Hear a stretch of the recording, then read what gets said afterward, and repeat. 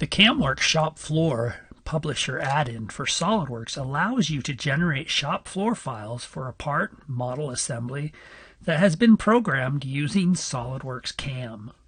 Here I have a part file that has been programmed for CNC machining using SolidWorks CAM. I am now ready to take this part to the shop to be machined. Here I will create the shop floor document by clicking on the Publish Shop Floor command. This first setting lets me designate the location on my hard drive where I will save the shop floor file.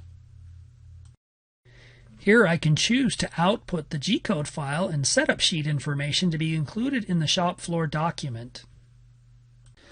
I will click on Publish and the shop floor document will save.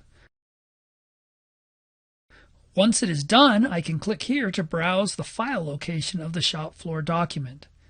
The CAMWorks shop floor file contains all machining data in electronic format which can be viewed using CAMWorks ShopFloor 2020. Let me open the file. When this file is opened using CAMWorks ShopFloor by the machinist, they can view the actual SolidWorks model, associated tolerances, operations and tool paths, tools, and much more.